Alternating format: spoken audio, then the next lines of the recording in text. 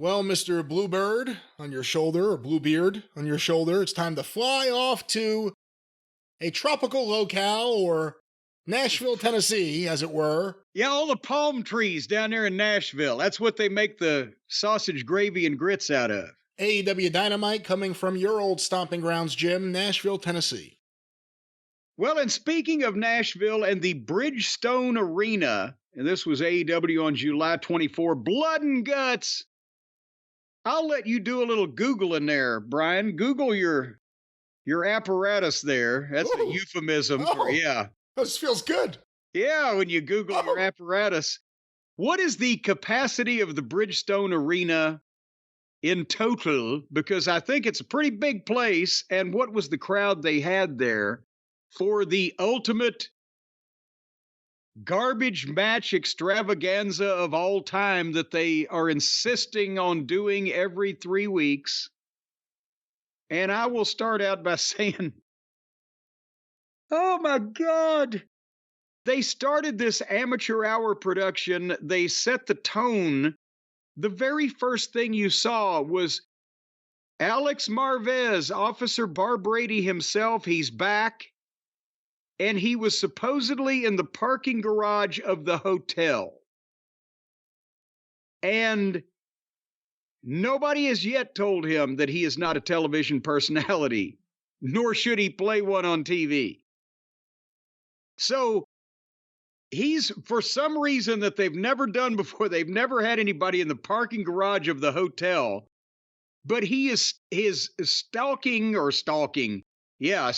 by next to Will Ospreay's car so that he can get words about the big show tonight from Will Ospreay, who then Ospreay runs past him to get in the car to go to the show.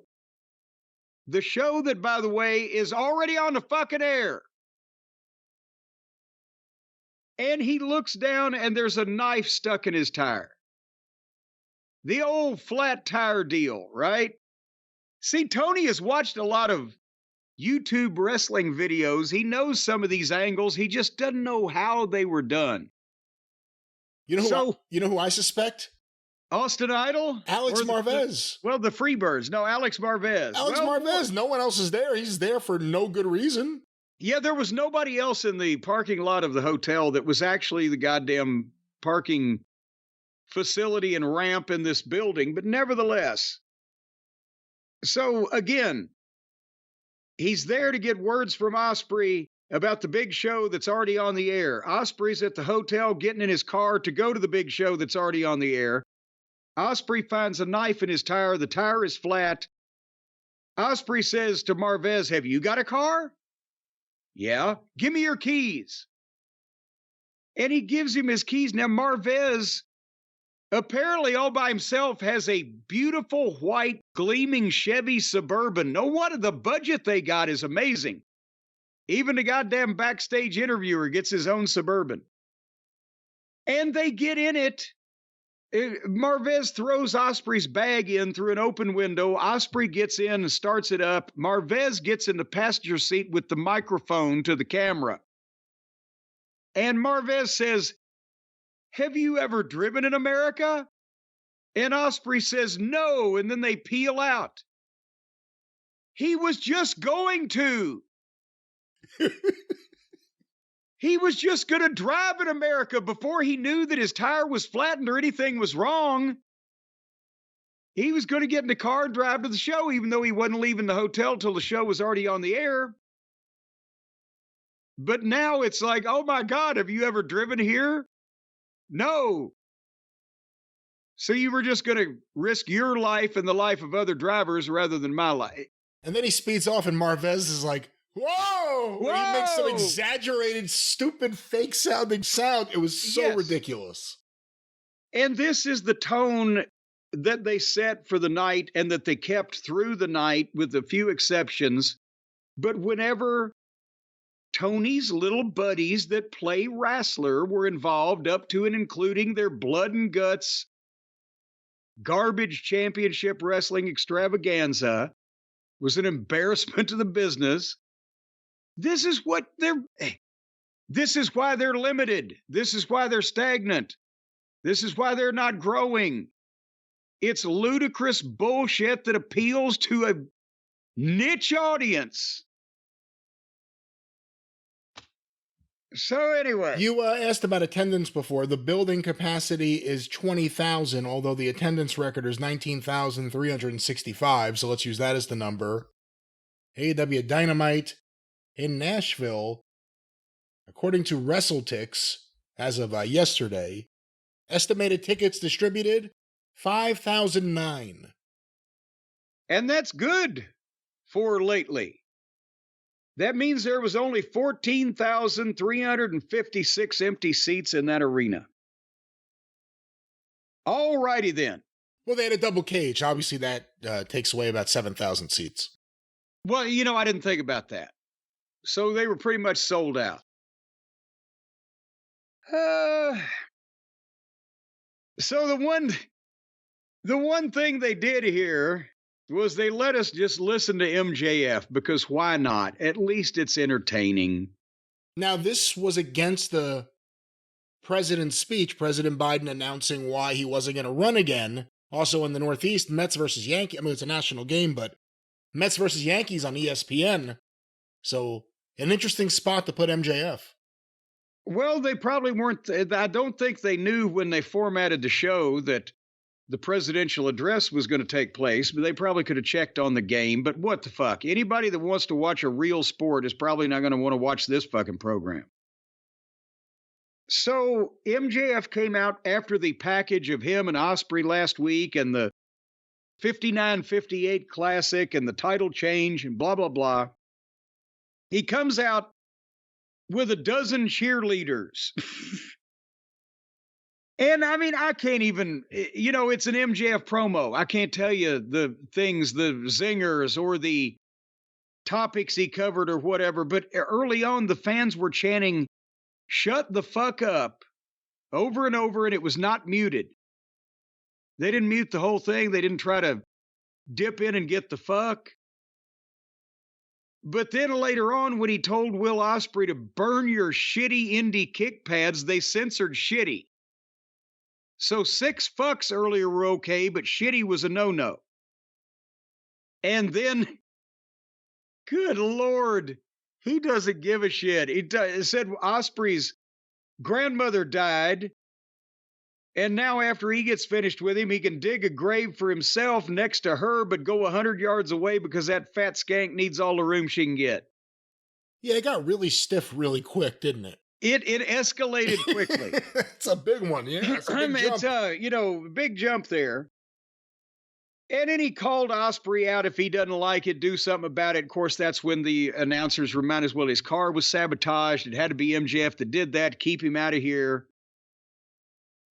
And then MJF renames the international title to fit his superiority. He threw the old belt in a very conveniently placed garbage can and then unveiled the new American Championship title belt. And we're not talking about Nashville or any place like that. We're talking about real America, Plainview, Long Island, New York. And the belt is red, white, and blue. So at least he's going to get heat off having this stupid fucking belt that he has had redone that nobody gave a shit about because it's one of 100, but his will stand out because he's got it. It's red, white, and blue, and he's going to make something out of it. And I mean, he'll get heat off of the fact that people will hate the belt. And then as soon as it finished with "God bless your American hero, MJF," did you hear the fan yell as clear as day, "Go back to Poughkeepsie"? I did not hear that, no. Oh, it's fucking hilarious. As soon as "God bless your American hero, MJF," go back to Poughkeepsie. Because nobody knows where Plainview is, but they've heard of Poughkeepsie. And then they play the patriotic music and the red, white, and blue streamers fall. And A United States flag falls with MJF's face in place of the stars. And, here's this whole big fucking rigmarole. And then Osprey runs into the ring then and chases MJF out. And then here we go. Osprey said something that was censored and then said asshole that wasn't, and then said dick that was censored, and then revealed the news that he met with Tony Khan and Christopher Daniels, which now bear that in mind, ladies and gentlemen. Tony Khan and Christopher Daniels are around and they're calling some shots. They can do some things here. And the rematch between MJF and Will Ospreay is going to be at Wembley Stadium. Imagine, surprise, surprise. And Ospreay's promo voice with that accent, and when he's trying to sound mad and mean, it sounds like a guy trying to shed a basketball, doesn't it? I got a mouthful of crackers, Bob. Lord Fogg. And then he got the international belt out of the trash can and left with it, so they're going to have the Battle of the Belts, I guess, at Wembley. This is bizarre on a number of levels. First of all, again, he's now the garbage picker champion. He took the belt out of the garbage can. Again, that was just such a weird ending to this. He looked at it like, oh, my old belt that was just thrown in the trash. For MJF, who's clearly reestablishing himself as a heel and doing a really good job based on crowd reactions, and last week based on ratings too, the idea that he's going to be a heel by being patriotic, it's a little weird, isn't it? Well, but against our dreaded enemy, because Cody couldn't finish off a go-go, yeah. England is still our dreaded enemy. What is the feud exactly over? Well, they're taking little bits and shreds of things. I think they're obviously trying to do some American thing versus the UK with Ospreay and MJF. But at the same time, the MJF is trying to salvage some logic out of this, it looks like to me, by saying, I'm not talking about Nashville, America, or the redneck America. I'm talking about Plainview, because I think if I didn't know better, I'd say he's having the America, England, red, white, and blue belt thing kind of put upon him. So he's trying to explain it in some kind of way that will still get some heat. But I think just because he's got it and it's bullshit and he renamed the belt, I think he'll get some heat with it. As much as we were discussing, it's easier for a heel to get heat by having the number 2 world title belt in WWE than it is a babyface trying to get that over on a par with the number 1 belt. What do you prefer, American Championship or America's Championship? Because we had both in wrestling history. Well, yes, because in California, it was the Americas, North and South America. They were in apostrophe S. But in Dallas, it was American, because you were the American champion. I think he ought to be the goddamn... Hold on here. I'm trying to say this. If he could do a goddamn takeoff on that People's Championship belt and maybe be the Citizens Champion or the... Oh, that's funny. Oh, that's good. That might be even more fucking weaselly for somebody like MJF, but nevertheless... It'd be funny because Tony will spend the money if every week he ditches the belt for a new belt. Just a new belt every week. Yeah, I've decided I'm now this champion. Let's change the championship again. It's already had 2 different names. Why not? But anyway, Lee, we get another match between MJF and Ospreay at Wembley, and I would have to think that one is going to have the most appeal to those folks over there. Guest referee Daniel Garcia. I don't know if that'll have a lot of appeal. Well, we'll see. Maybe a moldy banana peel. So when did he meet with Tony Khan and Christopher Daniels? Was it before he took Alex Marvez's car, or was it right before this promo? Was it... Well, see, the hotel is only apparently 3 minutes driving through downtown Nashville to get there, and then another 2 minutes to jump in and run out and everything because he managed to make it by this point in the interview. But he had to hurry because Chris Daniels, by the time that Ospreay walked back to the entranceway with the discarded title belt, Daniels had already got the shit kicked out of him in the back by the elite, and were laying at their feet, the effete of the elite. So it was very opportune timing there. Can we go to the next part of the amateur hour? Marvez grew up a wrestling fan. He had a newsletter. Obviously, wrestling is one of the things that caused his relationship with Tony Khan to grow past football. How are you this bad on screen if you grew up watching it? Because some people just don't need to be on television. They're either boring, or they're quiet and inhibited and nervous, or they're overly phony and stagey, because not every one of us can be De Niro or Streep. Some people, you should not hear a peep from them. But speaking of people you shouldn't hear a peep from, this is what I'm talking about. Imagine this scene, ladies and gentlemen. The referee is outside the door of the locker room where they're going to do the coin flip to determine who gets the man advantage in the blood and guts match. And they pitch to this, and the referee says, "I'm standing outside the door." And he opens the door and goes in, and there are the Buckaroos, Matty and Nikki, and Jungle Jackoff and O'Cody. And they're standing over Christopher Daniels, and he's already laying on the ground selling. And the referee walks up like, "Well, what happened?" "Oh, he's just taking a nap." So then they tell him, "Let's do the coin flip." And the referee's standing there having a conversation. "Are you sure we should do it?" "Yeah, let's do it." "Okay, well, we're ordering you to do it." And then the referee, Chris Daniels is laying at their feet, semi-conscious, if not unconscious. And then Maddie brings out, "We got our own coin." "Oh, okay." And they flip it, and the referee calls it for them, of course, and then the referee walks off. And then they start talking amongst themselves. Daniels is still laying there like he's in a medically induced coma. On camera. Yeah, what did they do to him?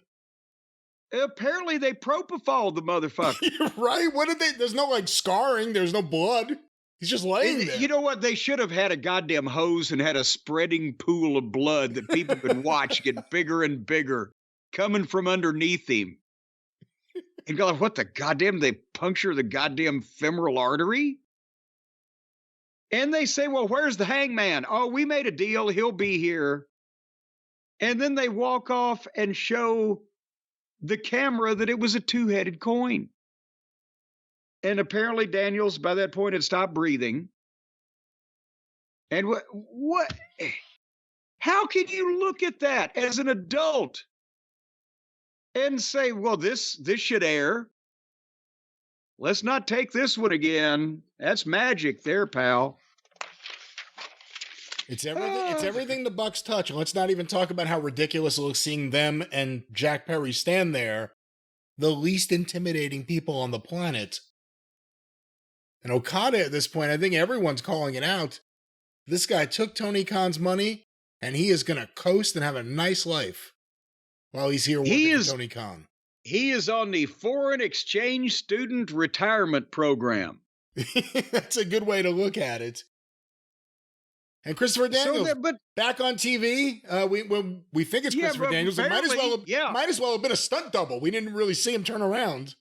He was a bald-headed fellow that laid somewhat like Christopher Daniels lays on the ground.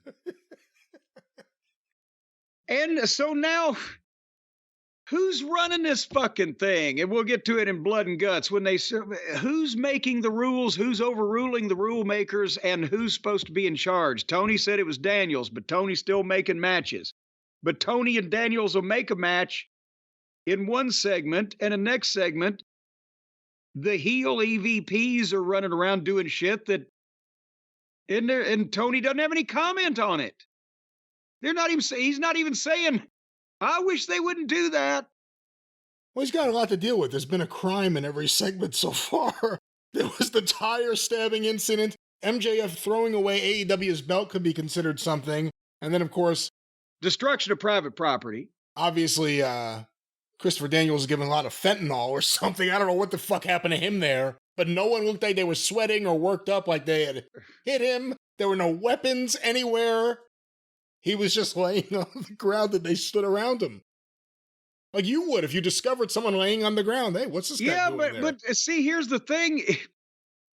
If I discovered someone laying on the ground, I would probably attempt to render them some kind of aid, or if I was the person responsible for them being on the ground, I'd probably exit the premises before the cops showed up, but not wait for the referee so you could do your coin flip?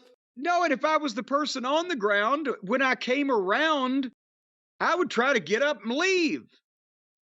None of those things happened. Was it like one of those movies like where there's like some kind of potion in a fucking syringe and they just like jabbed him and he went down? No, now you're talking about some shit stain writing there. Remember Abyss and Dr. Stevie Richards? I didn't watch that. No, I don't remember it. Did they do that? I read the format.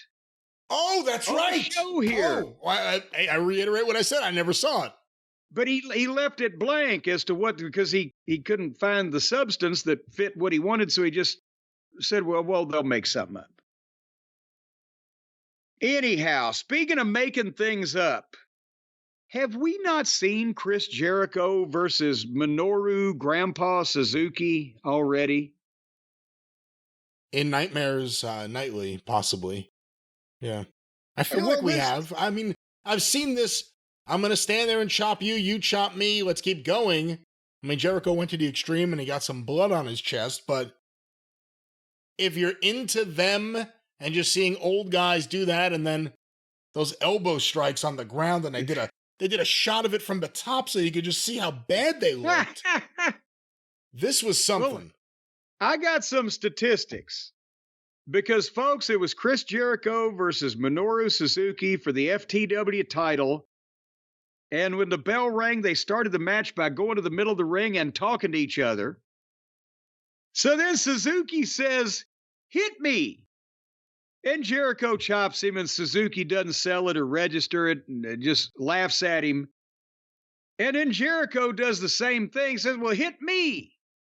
And Suzuki does, and he kind of sells it. Ew, that hurt. And then they repeated that. Hit me, whack. No, hit me, whack. And then they repeated it again. And then they repeated it again. And then they repeated it again. And then they repeated it again. And then they repeated it again. And then they repeated it again. And then they repeated it again. And then they repeated it again. And then they repeated it again. Not as fast as I'm talking, though. But that's, let's see, 1, 2, 3, 4, 5, 6, 7, 8, 9, 10, 11. They did the same thing 12 times in a row, and it took a while. And then Suzuki just stood there and let Jericho hit on him a while. And then he turned around and chopped Jericho 11 more times. And then Jericho chopped Suzuki 7 more times, but Suzuki didn't sell any of them. And then they traded 28 chops until they went to the break. When they went to the break, it was picture in picture. And I know this will be shocking to some, but for the entire 3.5-minute commercial break, they continued to stand there and chop each other. And when we came back from the break, guess what they were doing? They were trading chops. And I don't know what kind of skin Suzuki has. Maybe he's so old it's calcified into some type of leathery consistency. But Jericho wasn't doing shit to his chest, but Suzuki had chopped Jericho's chest till it was beaten red. And when it first started dripping blood, I said, that's legitimate. When it got that bloody, I know that the last time that happened, he was doing it with another one of these Japanese guys. Maybe it was Suzuki. He bladed his chest because it was too much. It was like he goddamn punctured one of his aortas. But this time it could have gone either way. But then, I mean, what wasn't chopping was, I don't want to say embarrassing because it was worse. It was almost pathetic. Jericho clotheslined him one time and Suzuki took a bump like Ox Baker. And then Jericho goes to jump off the turnbuckle. He springs up on the buckle and does the thing where he turns around and does the flying clothesline. He was supposed to get met with a chop, but Suzuki couldn't hit him on the fly, so Jericho sold the same chop twice. And then they fought on the floor, and Suzuki just gets Jericho down on his hands and knees and puts a chair around Jericho's arm. And Jericho sits there and holds it still. And while he's watching Suzuki walk over and pick up another chair and walk over to him and hit the chair. And then he sells his hand. He was watching him. Obviously, he could have just pulled his fucking hand out. And they traded fake forearms on their knees. And then Jericho got the walls of Jericho and Suzuki just got out of it. And then Jericho foiled Suzuki's pile driver, hit him in the balls, hit him with the Judas, and 1, 2, 3. And to quote Frank Spaceman Hickey, fucking cartoon. But then Suzuki got up and gave Jericho a pile driver anyway. And then Brian Keith and Big Bill, who were barred from the ring during the match by special order, apparently were in the second row because they jumped in immediately and jumped Suzuki, and then music played, and here came Shapoopy. Shapoopy. And he made the save and beat up all the heels, and they ran off. What the fuck is going on here? Did they have to agree that Suzuki could come back and still beat the fuck out of Jericho if he did a job, and then to get beat up by these other guys, he's going to get a save from Shapoopy? What is going on here? Not good. Not very good. And then Big Bill and Brian Keith kind of Big Bill's kicks to says everyone handles him really gently. Ever since you pointed it out, it's impossible to avoid seeing it. It's everything. But here's the thing: and he sells nothing on top of that. Even if you hit him hard, he won't sell it. But they're treating him, as I've said, like a Fabergé egg. Is that because they're scared of him because he's a legitimate shooter? Then what kind of unprofessional prick? Because somebody didn't even potato you, but just hit you as they would a normal person in a normal wrestling match. Now you're going to stretch him? So he's not asking him to do that. I don't know what the fuck. But no, nobody, he crumples to the mat like a goddamn sack of fucking noodles. And his shit is weak except when it looks really stiff. And everybody's afraid to make contact with him. Yikes. And the combined age here was 109. And the man that saved him was a man who had his brain removed and put back in his head. Yeah. And he's the smart one. Anyway, so now we just had a promo where somebody got beat up and laid there for a while, right?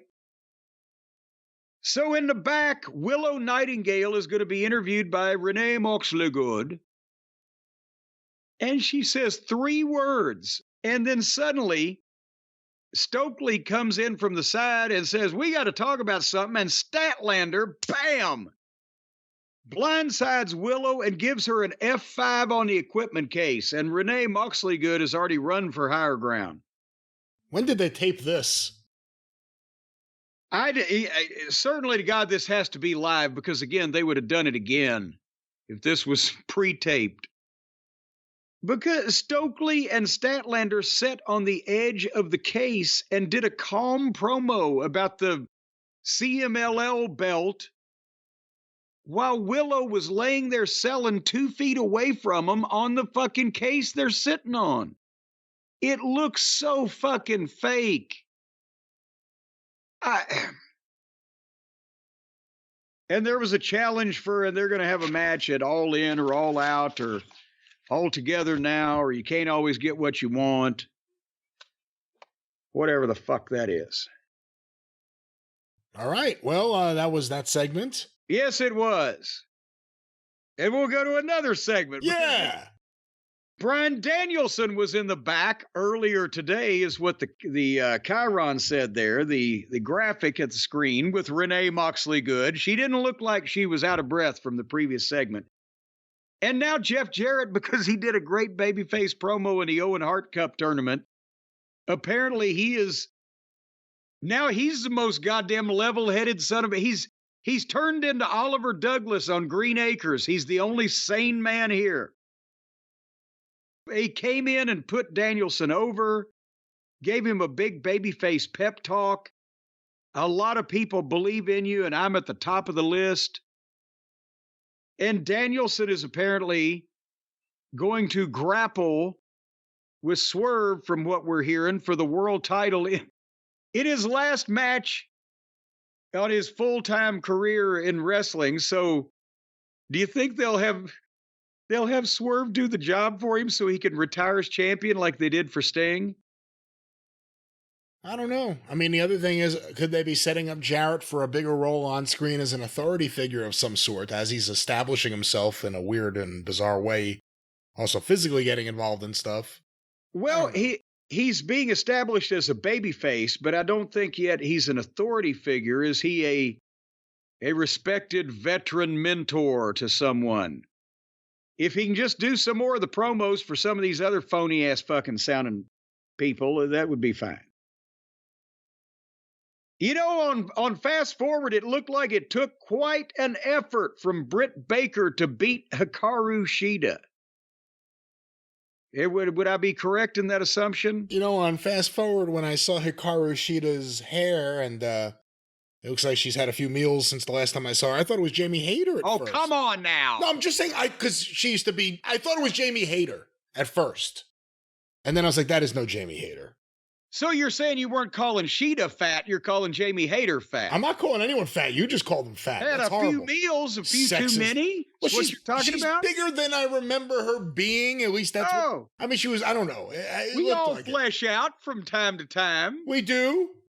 No reason to shame people about their physique. Maybe a reason to wrestle in a shirt. I mean, that may be a reason. Yes, we all do sometimes. Unfortunately, all the women in AEW have to wrestle in shirts, but we're trying to get that rule struck down. Listen, you have turned this, you've degenerated this.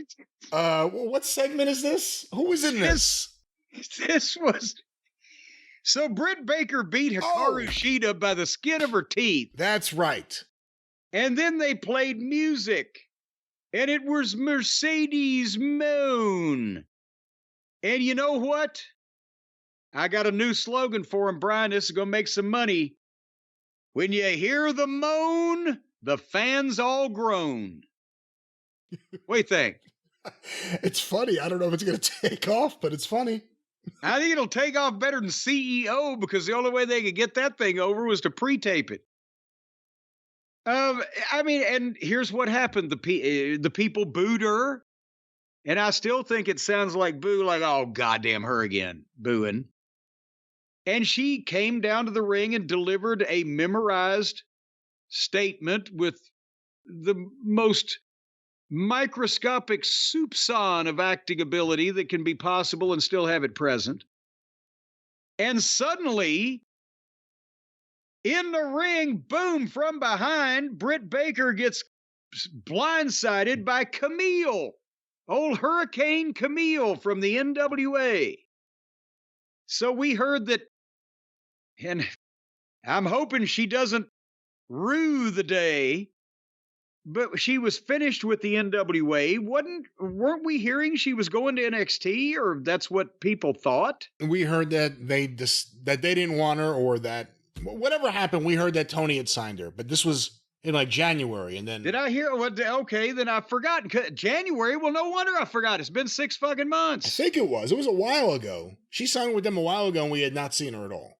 All right. Well, the point is, oh, boy, I like her. She's big. She's got a look. She's in shape, right? From what I've seen of her, her work has progressed. However, she's now stuck in this thing with Mercedes as the.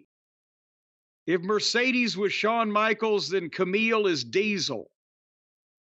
And Camille beat up Britt Baker and put her into the torture rack, and then Blue Thunder Bomb. Why isn't there a Blue Hell Bomb instead of a Blue Thunder Bomb? What in the blue hell did you get that bomb from? And the announcers put her over, and she looks great, and et cetera, and she's stuck with Mercedes Moon. That's what I saw. Yeah, it's weird. Camille, I haven't seen too much of her because, fuck the NWA. I don't watch that.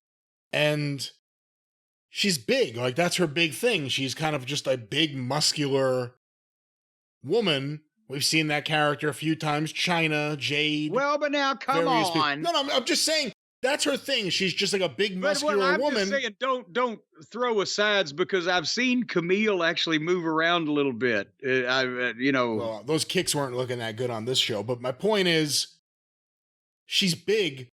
It kind of takes away some of that when Sasha Banks gets in the ring and she's wearing 12-inch heels. They're the same height. Did you see that? She was the same height as Camille. Why? Then you take away the whole idea. I have this giant bodyguard here to fuck people up. That's why I'm saying they got Camille and she's with Mercedes. But we'll see what's going to happen down the road. So now Britt Baker has to get Jamie Hayter, right? Who's gonna level the playing field? Somebody better start checking.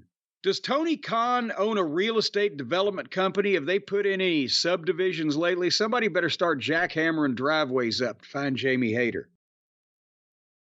Where's Mel? Where's Mel? Oh, Mel, she's at the bottom of the river.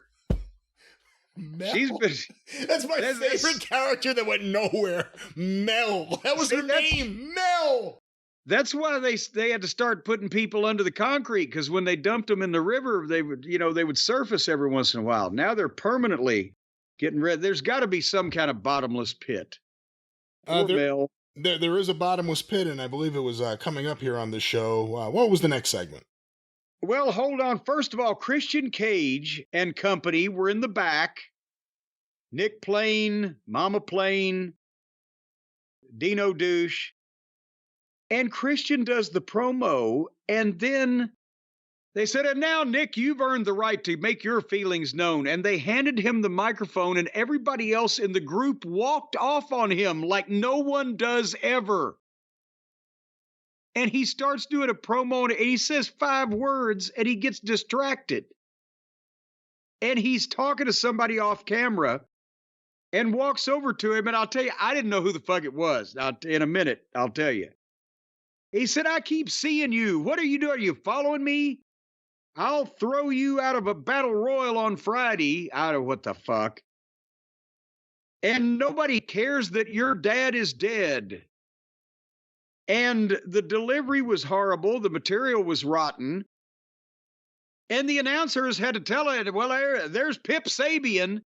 He's got a new haircut. Now he's trying to look like, well, he got a haircut like a normal human. It's still yellow, but it's cut appropriately, and he has a little beard neatly trimmed. So we saw him, a fucking year ago, and they just suddenly think that everybody's going to remember who this fucking guy is. I thought there was some crew guy they were going to beat up. Yeah, what happened to his dad? I've never even heard about Kip Sabian's dad. Well, he's dead. Since when? I didn't know his dad. I wasn't even aware he was sick. Why is he hanging out just like in the corner of the building? Like they were just in the hallway. He's watching them do pre-tapes. But they thought that was the way to put the spotlight on Nick Plain. Take him out of the group. The group will just walk off and leave him, so then he can have an altercation with a guy that was obviously standing there because he walked 5 feet. Do you think? Anyway, Do you think go ahead. Mrs. Wayne ever thought she was going to end up with a regular weekly job doing this when Nick first signed with AEW? I bet you not. Oh, well, I bet you she never thought she was going to end up with a full-time job doing this. I bet you when Nick signed, she thought there may be a chance. I don't think they had to drag her kicking and screaming into this. She seems like she's enjoying the wardrobe budget, if nothing else. All right, well, moving on here with Dynamite. 9 o'clock Eastern, Pac versus fat guy with other fat guy and other guy that's not so fat. That was that match. And then we go to, by the way, that was what they gave the 9 o'clock hour. So we'll see when we talk about the ratings. But Team AEW, and this is so confusing because it actually, old Sockface, Excalibur, when he was trying to attempt to do some of his commentary on the Blood and Guts match, he called the Elite Team AEW because shouldn't Team AEW be consistent of the people that are involved in the AEW corporate office and hierarchy? Yeah, Team AEW doesn't consist of any of the people who are the highest paid or have the most power. Yes. It's a bunch of middle card fucking folks that, have decided that they're going to band together to stop the AEW office people from taking over AEW. And they don't like each other over at Team AEW because Darby is pissed that Swerve calls himself the leader and Swerve will fight Darby anytime, but Caster and Bowens, they'll fight all of them because somehow they're mad at, God, I don't know, Darby. I don't fucking know. And then Mark Briscoe jumped in and at least did a fired up promo and kind of got him on the same page. But again, you can drive a fucking 747 through the holes in all of the logic in who's fighting who for what. And also, the heel Team AEW just had a 5-on-5 garbage extravaganza, and they won. So then the team that won said, oh, no. We want to challenge you to blood and guts instead of the baby faces banding together to make the heels. Help me. There is no help. I don't know what you're expecting here. All right. Then Maria May beat Whoosie Whatsy. This was all right. And Tony Storm came in dressed like Michael Myers in one of those fucking gas station jumpsuit outfit overall things. And they had a big pull apart, and Tony Storm screeched in the microphone, and I don't know what she said. And that was that. Now we come to the main event of the evening. Blood and Guts. Brian, I have a notation here. When this fiasco started, there were 42 minutes left in the program. And you just know they're going to have an overrun. So they are huffing their own methane to the point where they think that people were going to goddamn sit through almost an hour of this constant mayhem and phoniness and gimmickry after gimmickry. And I don't know what the ratings will bear out, but Jesus Christ, after you got 20 minutes in, you'd pretty much seen everything. They just started doing shit over again until the end when they did more shit. You want to give your thoughts, and then I'm just going to paraphrase a few of the things that took place here. I don't really have too much to say. I'll give AEW credit. At least their War Games has a roof.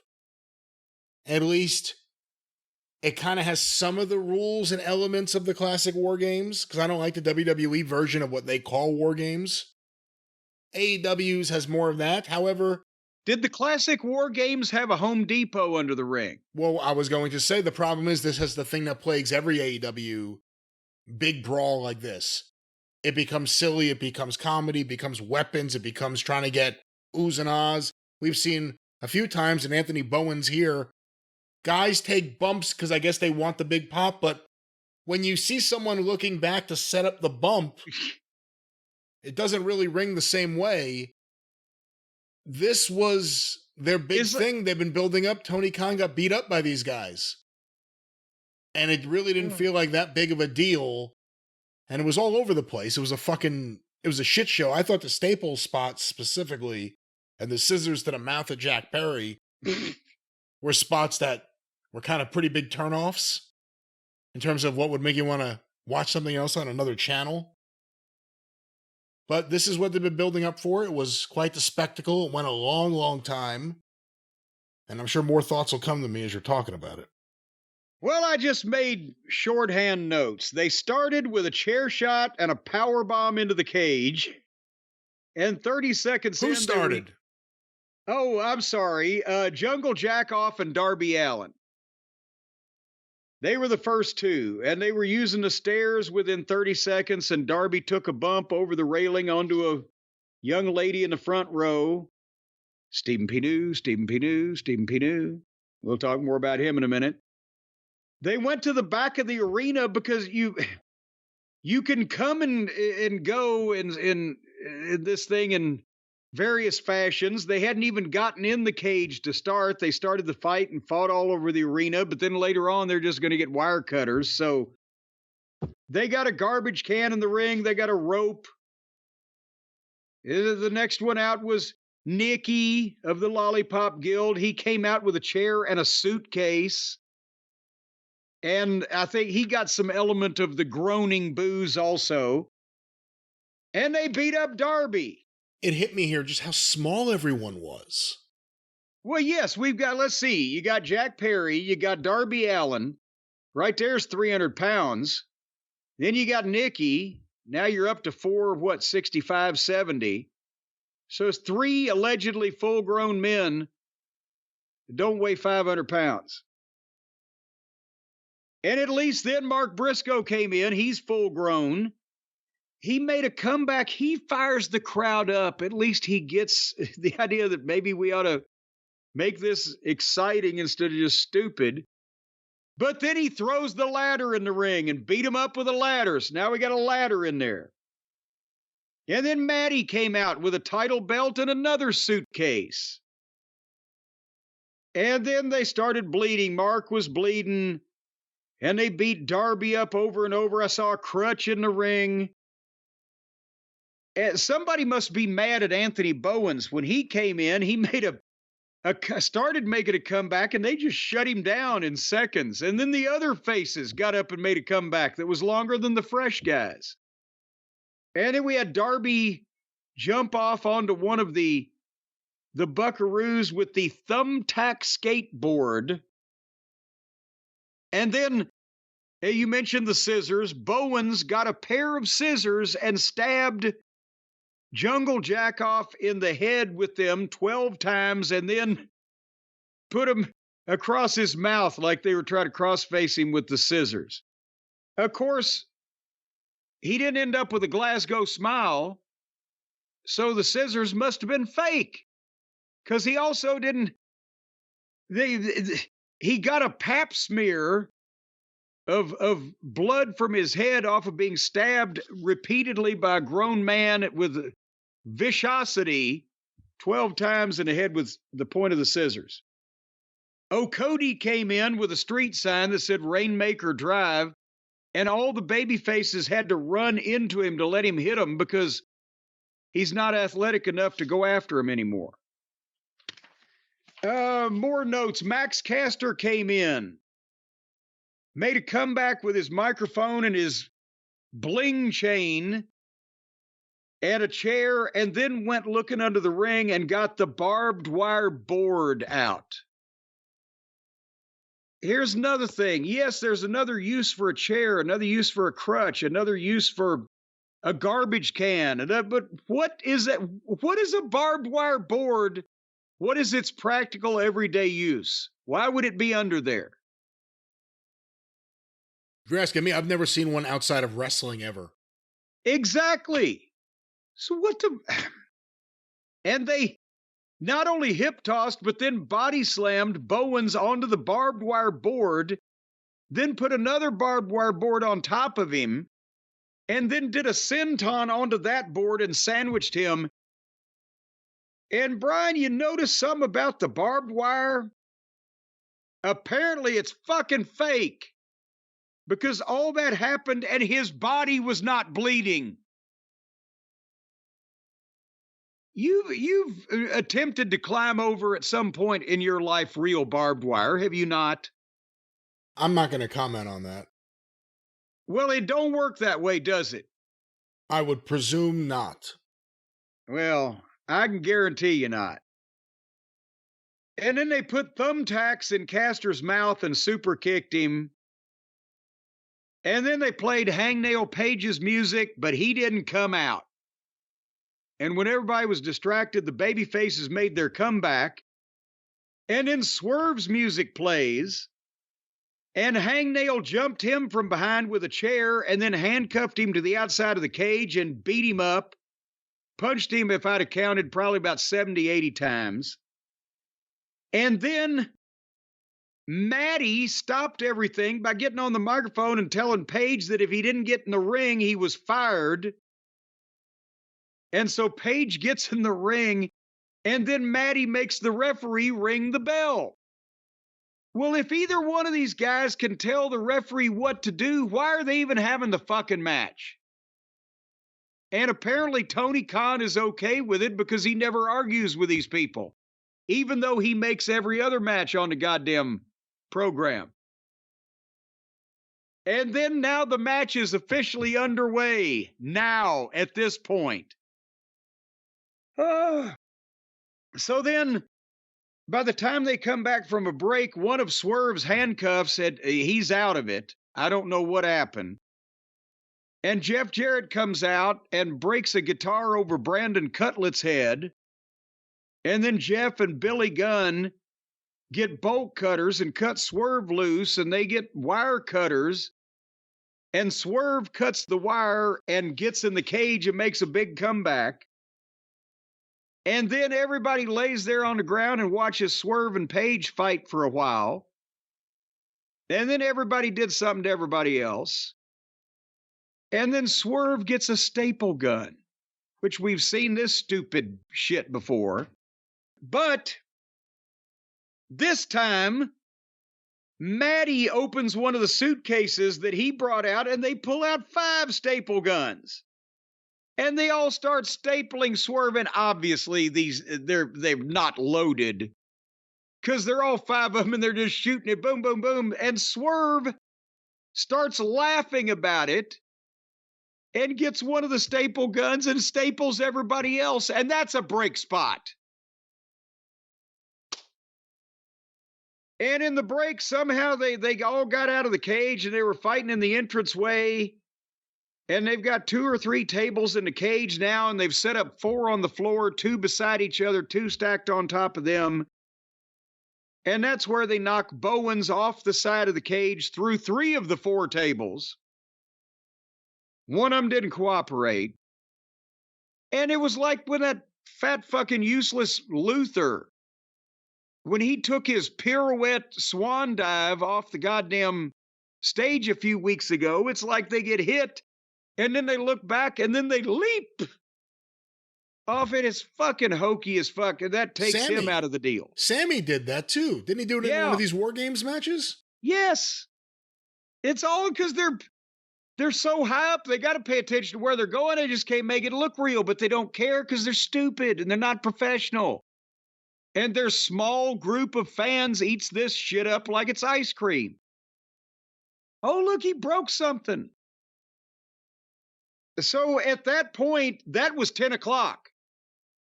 So we're 42 minutes into this fucking thing. And then more people got put through tables. And Darby did a coffin drop off the roof of the cage onto Jungle Jack off on a fucking table. And then the other suitcase had handcuffs in it. And they handcuffed Jungle Jack off to the cage, stretched out. like the crucifixion symbolism.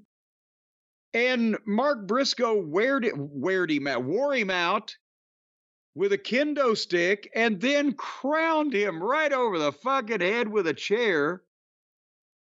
And I don't really have any sympathy because I don't think the guy's got a brain in his head anyway, but if he did, it wouldn't be working today as a result of it. He's an empty-headed dipshit anyway. We've got that on authority of Dr. CM Punk. Well, some people did jump on this, including briefly before it was deleted in a tweet, Corey Graves just criticizing taking that kind of chair shot. AEW's defense, apparently, I believe I read from Dave Meltzer, was that the chair was sawed down.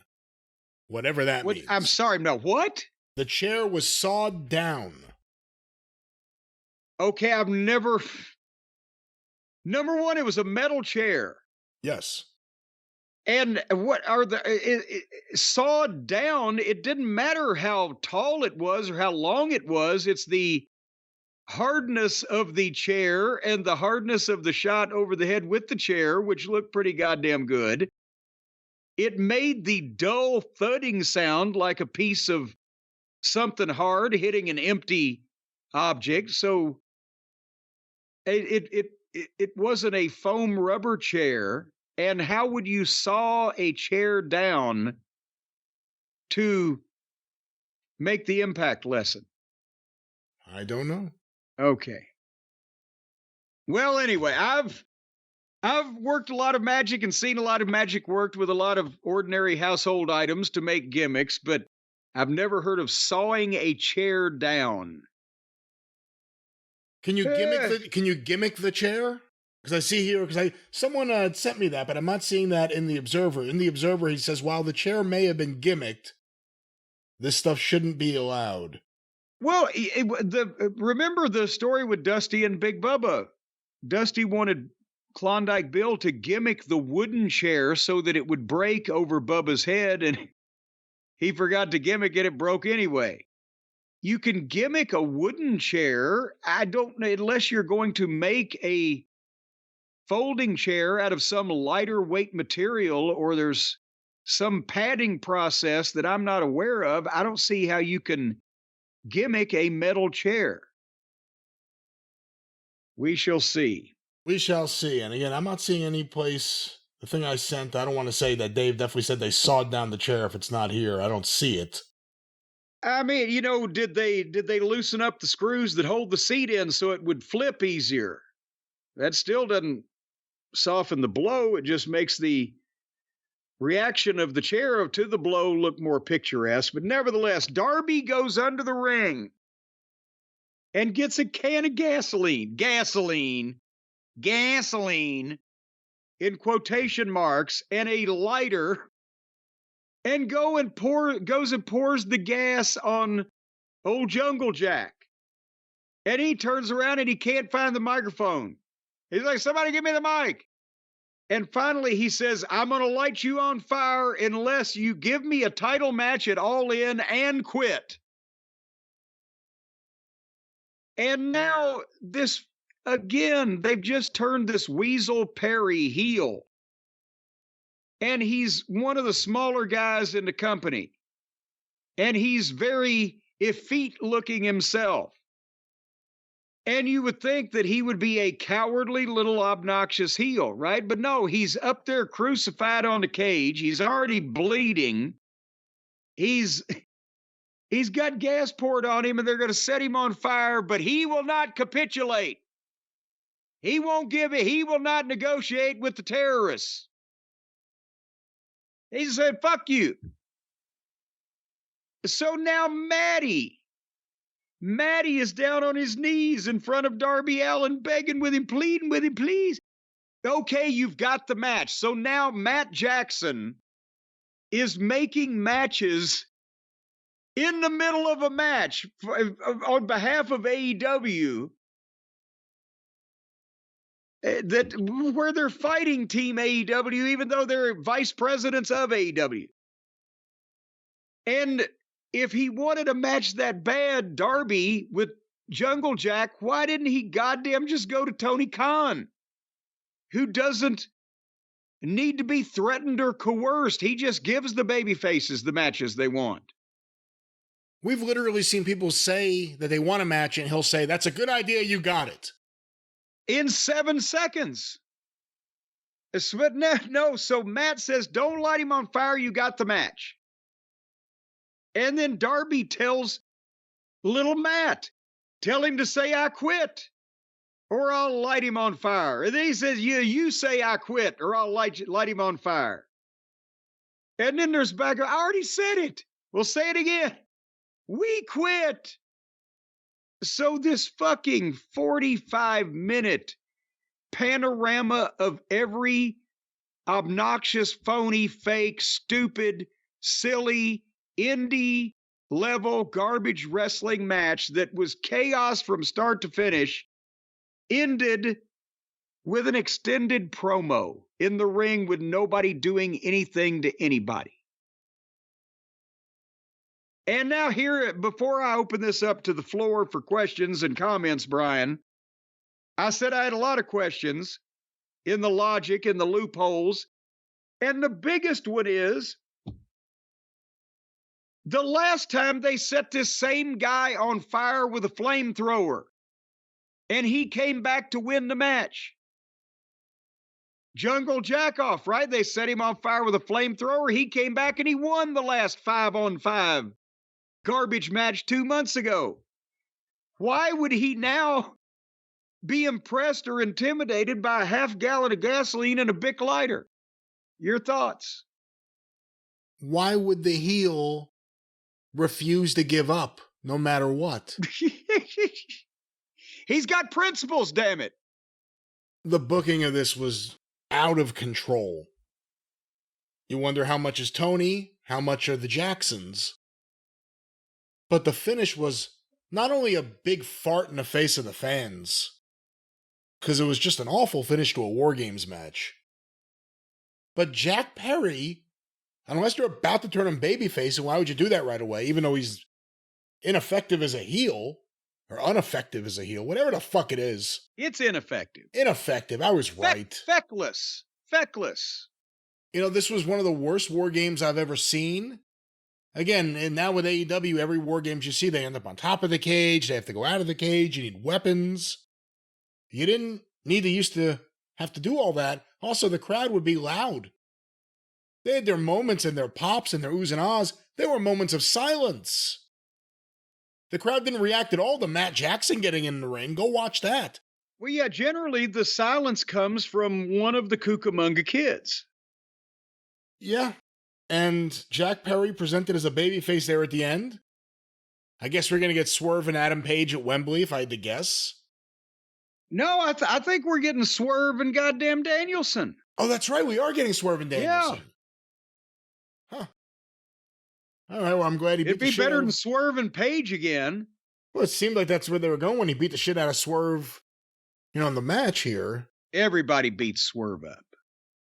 No, this was excessive and too much. And again, it's one thing if it's all of that, and they're like big guys that you think would be in a fight like this. Look at the Jacksons and Jack Perry. It's ridiculous. Bowens blew it kind of on that spot with the looking back, because everyone noticed it. What else could I say about this match? Well, I mean, Darby's established that skateboard, so I got no problem with him using that. That's actually just some stupid thing that's been established. But even the thumbtacks in someone's mouth, we've seen that before. Well, yeah, besides that, did you see that Maddie was bleeding worse from the thumbtack skateboard than when they sandwiched the guy in what was purported to be barbed wire? It's ridiculous. It's phony. It's just a stunt show to gratify the small number of people that go to see these assholes just continue to do stunts. And I guarantee you that these guys think they're so creative. None of them are sitting there thinking, what opponent could I have in this company? What angle could we do? What personal issue could we start that would lead to a program that would draw some money that could build to this? They're thinking up shit to fall off of and shit to break. and stunts to do and falls to take. That's all they think about. They don't think about how to make the business bigger because they don't care. They get the same thing regardless. They're marks themselves. They think, how can I have more fun and do a wow, cool thing? And then I can bring all my friends over to the house and we can watch the video of me falling off the roof through a flaming fucking toilet seat, head first, whatever. That's what they're doing. Nobody is bothering to think about how to build themselves and their business. They're thinking of fucking bumps to take. Well, to clarify what I said earlier, when Dave Meltzer commented on Corey Graves' tweet, which has been deleted, he wrote, "I know he deleted the tweet, but I was thinking the same thing. Even with a shaved-down chair, there are far too many wrestlers over the decades who have had issues later in life." A shaved down chair. You said a sawed off chair. I said sawed off. Down. Yeah, I meant whatever. Shaved down. But still, what's that? What the fuck? What is that? That means they grind the seat down to where it was thinner? Dude, what the fuck is going on here? Yeah, what tool does that? Well, get us one of those seat shaving fucking grinders down at Home Depot. We'll wait. But that's and what do you follow this with in 2 more months? What kind of? We're gonna put them on a goddamn thing that's floating in the middle of fucking shark-infested waters. Yeah. Well, that was AEW Dynamite. And Jim, why don't we talk about the AEW Dynamite ratings? Let me pull them up here. Well, here they are, Jim, the AEW Dynamite ratings. AEW Dynamite, July 24th on TBS, 8 to 10:07 p.m. On average, 786,000 viewers. So they lost 10,000 people from last week to come in to watch their ultimate bloody gutty match. Last That's week, what was it, 795 or whatever? 795 was last week, so 1%.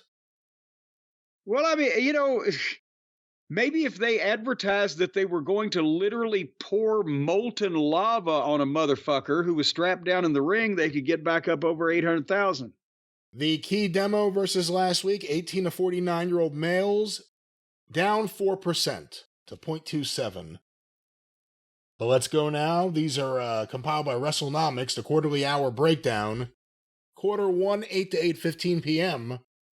The Will Ospreay backstage angle, a.k.a. him and Marvez playing in the parking lot. The MJF live promo and Will Ospreay's return. The Elite, Christopher Daniels backstage angle. 864,000 viewers. And 388 in the key demo, the high point on both counts. Well, there you go. The old story, they got an audience. Where do they go from here? Can they keep them? We go to quarter 2, 8:15, 8:30 p.m. Chris Jericho versus Minoru Suzuki. Ooh, boy, this was a bad one to put in that place. With picture-in-picture ads. 768,000 viewers. Wow, so 96,000 people just said, "See you later, pal. Sayonara, Suzuki." Well, again, as we've said before, quarter 2 sometimes is the true number. But we go now to quarter 3, 8:30 to 8:45 p.m. The continuation of Jericho versus Suzuki, the post-match with the Learning Tree. I guess that's the name of his faction? Yes. As well as his interview and all of his branches. So wait, he's the Learning Tree, his faction is the Learning Tree, and his interview segment is the Learning Tree? Yeah, well, a trademark. Shibata getting involved. Shipoopy. Enough of that. Willow Nightingale and Chris Statlander's backstage angle with Stokely Hathaway. An ad break. The Jeff Jarrett pep talk to Bryan Danielson. And the start of Hikaru Shida versus Britt Baker. 778,000 viewers. Good Lord, there was a lot of landmines in there, and they managed to gain 10,000. That's surprising. Well, we go now to quarter 4, 8:45 to 9 p.m. Sheeta versus Baker continued.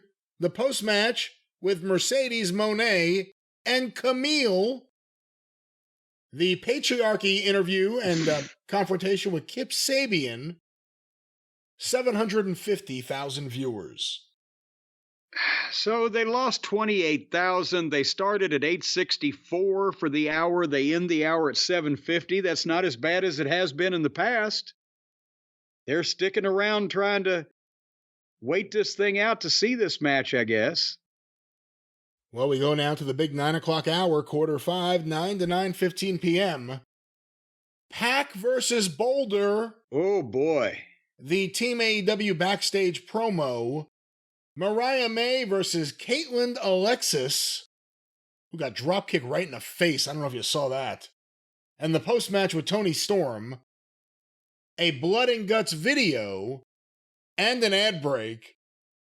732,000 viewers. And again, they've done a lot worse. And with that match, it appears that a good portion of their audience is going to try to stick around and see this thing. Well, we go now to quarter 6, 9:15 and 9:30 p.m. The start of Blood and Guts with picture-in-picture. The Elite versus Team AEW. 758,000 viewers. Yeah, so they've gone 768, 778, 750, 732, 758.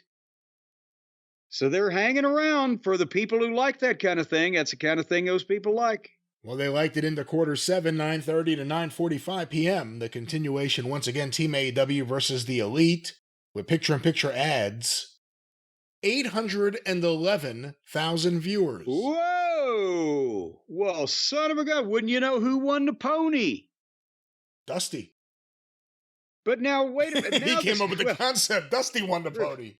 Now that I'm looking at their overall number, they almost have to go downhill from here. They should have done a better average. Well, we go now to quarter 8. I remind you we have an overrun. 9:45 to 10 p.m. Once again, the Elite versus Team AEW with 2 times of picture-in-picture. 801,000 viewers. 6-minute overrun, 10 to 10:06 p.m. 853,000 viewers. Okay, well, again, the overrun, we usually take it. There's the 52,000 people in total that we're going to try to watch Modern Family. Listen, if you start with quarter 2 and you end at quarter 8 like we've traditionally done, it's a very small range of people coming and going. 768, quarter 2, 801, quarter 7, or quarter 8, actually, me. Yeah, is this the first time that they have done, that I can ever remember, doing a higher viewership in quarter 8 than in quarter 2? When have they ever started higher than or when have they ever finished higher than they started? And I know they started here at 864, but that's the Big Bang leftovers. And again, the president spoke at 8 o'clock. A lot of things happening. It definitely goes above the trend line for 90 days. It does not usually do this, to answer your question. And the same thing with the key demo. The key demo went up at the end of the show for the match. So whatever you want to say about the ineptness of the Elite and how not over they are, you have to think this concept, this kind of match on TV is. Well, yeah. At least to this amount of people, 800,000 people. It's an advertised car wreck. But then the problem becomes, what do you top it with? And if they do it again, they did the same thing last time when they have the anarchy in the arena or football field fuckery or whatever. Yeah, they'll pop a number for that, but then they come back in ever increasingly smaller increments. We're going to do it again. We're going to do it again. And this is going to be normal. And then what do? What does someone at the network think if they watched anything during this match? Again, there used to be a fear with wrestling, specifically WWE, but eventually in the 90s, it affected everyone. Forget advertiser friendly. You didn't want to do things that you would have to later clarify kids should not try. Yeah. That staple gun spot where they're all surrounding Swerve and staple gunning him. I don't know. I thought that was kind of a a step too far during this match to me. But it doesn't bother me in that way. It bothers me as a professional in the wrestling industry, but it doesn't bother me in that way because I don't think kids are this stupid. Well, plus kids aren't watching. Again, it's a different world now than at 10 o'clock on a Saturday morning. But still, again, talking about what the network would see, the scissor spot with Jack Perry. I don't know why this whole program wasn't fucking kiboshed when they went from the pizza cutter from the bank addicted drug robber to the domino spot. I don't see why that wasn't the end of it. But now with audiences dwindling for everything, TV network standards have loosened because they'll put up with more to get an audience because it's like, Trump normalized being batshit crazy and lying out your fucking ass in every time you open your mouth until the point where people don't notice it as much. And it's the same thing. People are willing to let this shit go by because their audiences are all dwindling. But no, this wouldn't have flown anywhere in television history up until now. When they started chanting, "Shut the fuck up," instead of bleeping the fuck, I have a feeling that USA 20 years ago would have said, we'll start taping your program or you can go on down the road. But now they put up with shit like that. Anyway, well, there was the ratings.